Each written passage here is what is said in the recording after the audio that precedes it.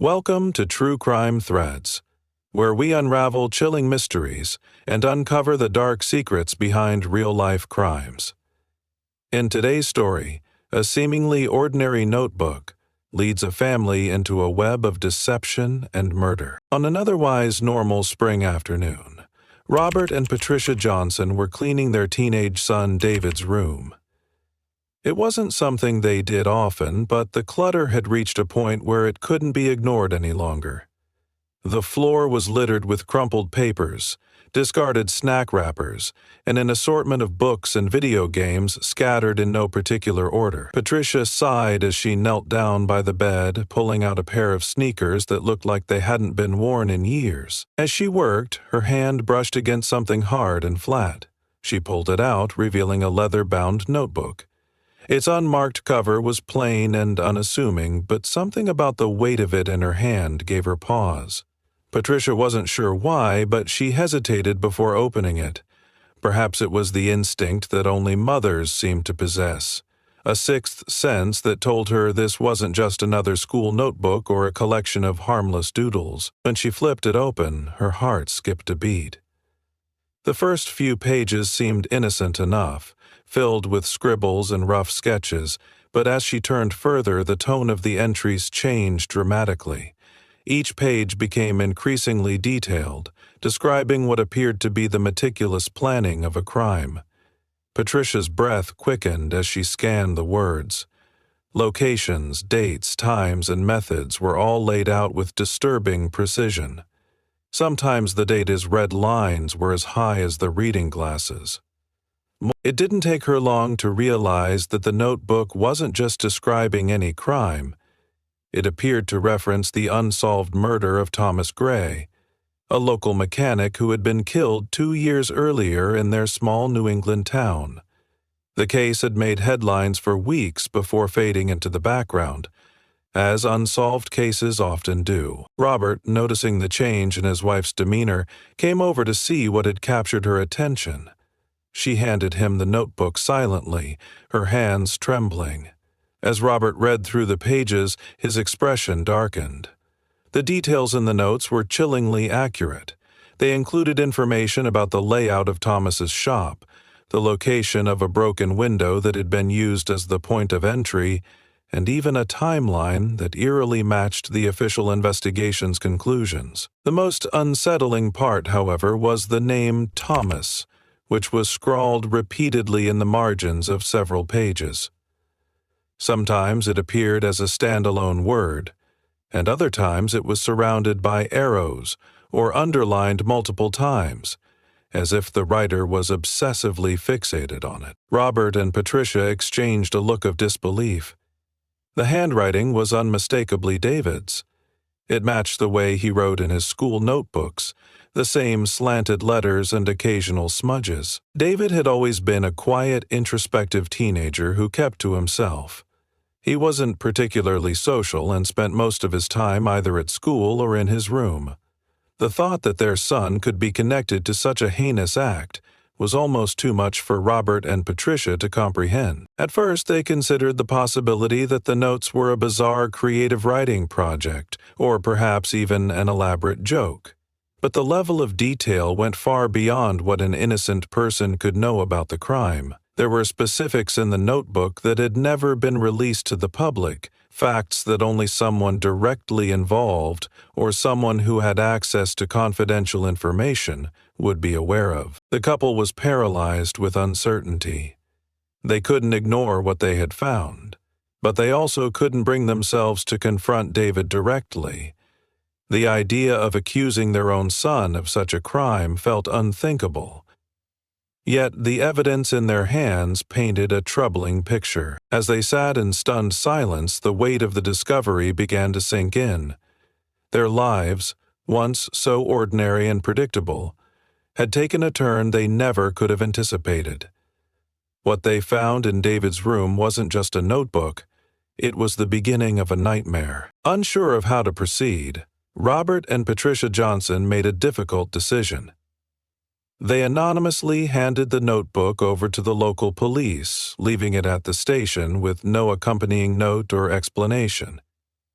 They hoped this would reignite interest in the unsolved case of Thomas Gray, a local mechanic whose murder had shaken their small New England town 2 years earlier. The case had been officially deemed a botched robbery, but investigators had little to work with, and the trail had gone cold. The notebook, however, was a game-changer. Its detailed entries immediately caught the attention of the lead detective, Laura Adams, who had worked the Gray case from the beginning. As she flipped through the pages, she was struck by the depth of knowledge the writer seemed to possess. The notebook described the shop's layout in extraordinary detail, including the location of a side window that had been used to gain entry on the night of the murder. It also outlined a timeline of events that mirrored what the original investigation had uncovered: the estimated time of death, the position of Thomas's body, and the absence of cash from the shop's register. The most unsettling aspect of the notebook was its tone. The entries weren't written with the detached precision of a report or the exaggerated flair of fiction. Instead, they read like the careful planning of someone deeply involved. The level of detail suggested more than mere curiosity. It pointed to first-hand knowledge. Detective Adams immediately ordered the notebook to be tested for fingerprints and handwriting analysis. While waiting for the results, she began looking into its possible connection to David Johnson. A quiet high school student with no criminal record, David didn't fit the profile of someone capable of such a crime. Still, the evidence was compelling. Adams recalled that David had worked part-time at Thomas Gray's shop a year before the murder. At the time, he was a quiet, unassuming teenager who had seemed eager to earn some extra money. There had been no indication of animosity between David and Thomas, but their relationship hadn't been closely scrutinized during the initial investigation. With this new piece of evidence, Adams decided it was time to take another look. When David was brought in for questioning, he appeared calm but confused. He admitted that the notebook was his, but claimed the entries were nothing more than fictional stories he had written as part of a creative project. He said he'd always been interested in true crime and had used publicly available information to craft the scenarios in the notebook. The detectives weren't convinced. The notebook contained details that had never been released to the public, including the exact amount of money missing from the shop's register and the precise angle at which the window had been broken. David's explanation didn't account for how he could have known these things if he hadn't been directly involved or received inside information. The case quickly gained traction in the community, with news spreading like wildfire. The once quiet Johnson family became the subject of town gossip, their every move scrutinized by neighbors and strangers alike. Friends distanced themselves, unsure of what to believe. While the investigation into David continued, forensic tests on the notebook revealed a surprising discovery. In addition to David's fingerprints, there were traces of another person's prints on the pages.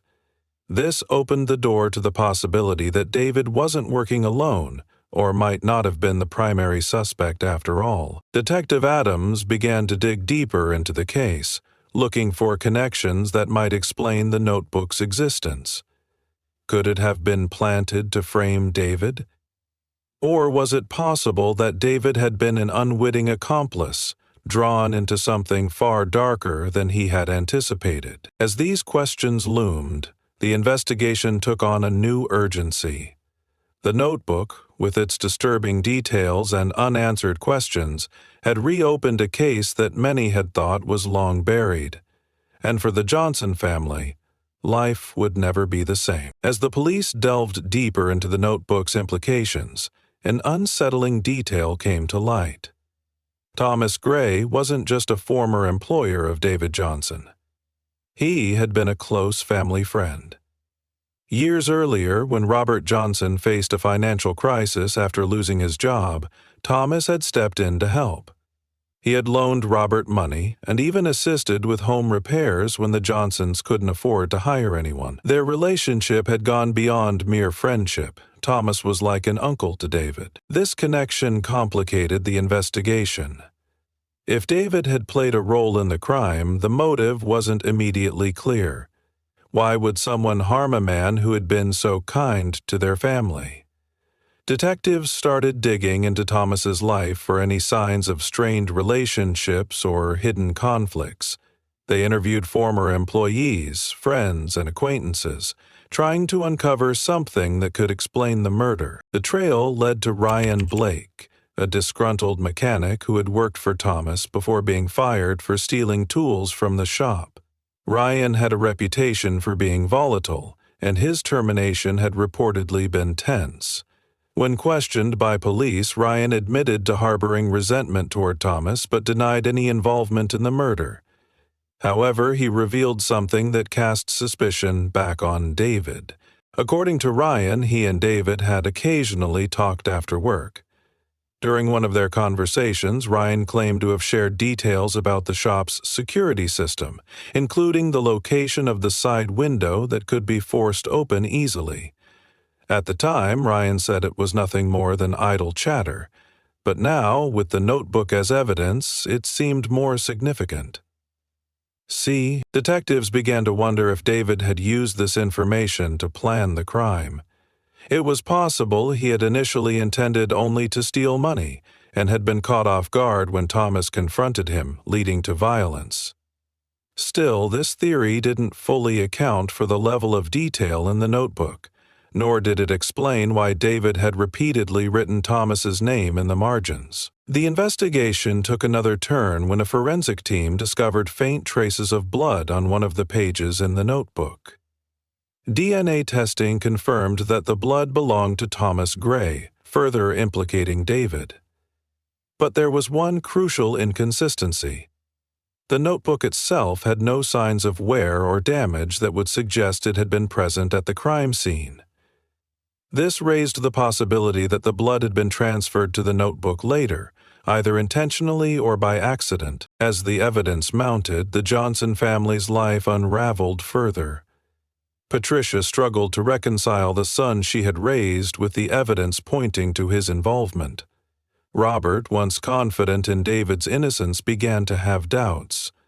Their small-town friends and neighbors turned away, and even casual acquaintances avoided them in public. While the police focused on David, they continued investigating Ryan. His alibi for the night of the murder held up under scrutiny, but inconsistencies in his statements about his relationship with Thomas raised eyebrows.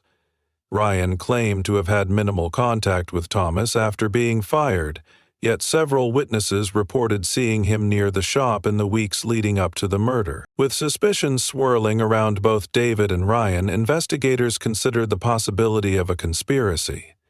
Was it possible the two had worked together? Or was one of them being framed to shield the real culprit? The deeper they dug, the more complex the case became.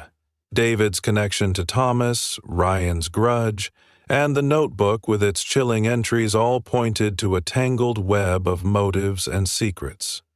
For the Johnson family, each new revelation was another blow, pushing them further into despair as they grappled with the growing possibility that their son might not be as innocent as they once believed.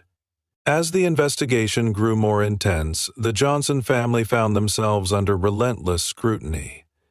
Reporters camped outside their home, eager for a soundbite or photo, while online forums buzzed with speculation. Some defended David, insisting the notebook was either a fabrication or an elaborate prank that had spiraled out of control. Others were convinced of his guilt, pointing to the undeniable evidence linking him to the crime. For Robert and Patricia, the mounting pressure felt unbearable, and their once quiet lives became a daily struggle for normalcy. Meanwhile, Detective Laura Adams doubled down on her efforts to untangle the increasingly complex case. The discovery of Thomas Gray's blood on the notebook had complicated things, raising more questions than answers. Forensic experts confirmed that while the blood matched Thomas's DNA, it had been transferred long after his death. This suggested someone had deliberately placed the blood on the pages to incriminate David, or perhaps to divert attention from the real culprit. As Adams dug deeper into the notebook, she began to notice subtle inconsistencies in the handwriting. Though most of the entries were undoubtedly David's, there were a few that seemed slightly different. The slant of the letters, the way certain words were formed, it was as if another hand had occasionally contributed to the notes. This discovery raised a chilling possibility. David might not have been acting alone. Or worse, he could have been manipulated into taking the blame for someone else's actions. Attention once again turned to Ryan Blake, the disgruntled ex-employee of Thomas Gray. While his alibi for the night of the murder initially seemed airtight, further investigation revealed cracks in his story. Phone records showed he had been near the shop at the time of the murder, contradicting his earlier claims. Moreover, surveillance footage from a nearby gas station showed a figure resembling Ryan walking toward the shop that night, though the poor quality of the footage made a positive identification difficult. When confronted with this evidence, Ryan grew defensive, accusing the police of trying to frame him. He admitted to being in the area but insisted he had no involvement in Thomas's death. Ryan also claimed he had been approached by David months before the murder, asking questions about the shop's security system. This, he argued, proved David had been planning something all along. As detectives pieced together the puzzle, a new lead emerged. A former co-worker of Ryan's came forward, claiming that Ryan had once bragged about knowing things about Thomas Gray's murder. According to the co-worker, Ryan had hinted that Thomas wasn't as upstanding as everyone believed, and that he got what he deserved. This vague statement added another layer of intrigue to the case. Detective Adams began to consider the possibility that Thomas's murder wasn't simply a robbery gone wrong, but the result of a deeper, more personal conflict. She ordered a full review of Thomas's finances and personal relationships, hoping to uncover any hidden motives. What she found was startling. Thomas had been involved in a bitter legal dispute with a former business partner over money. The partner, a man named Greg Lawson, had a history of aggressive behavior and had made threats against Thomas in the past. Greg Lawson became the third potential suspect in what was now a web of conflicting evidence and motives. While Lawson had an alibi for the night of the murder, it wasn't rock solid. He claimed to have been at home alone, a statement no one could corroborate. Detectives noted that Lawson had been struggling financially after losing the lawsuit against Thomas, giving him a clear motive for revenge. As the case expanded, David's involvement became increasingly murky. Was he a cold-blooded killer, a pawn in a larger scheme, or an unwitting bystander whose connection to the crime was circumstantial? For the Johnson family, the uncertainty was agonizing. Each new revelation brought fresh doubts and fears, leaving them to wonder if they had ever truly known their son. The notebook, once seen as a definitive piece of evidence, now symbolized the tangled mess of motives, suspects, and unanswered questions surrounding Thomas Gray's murder.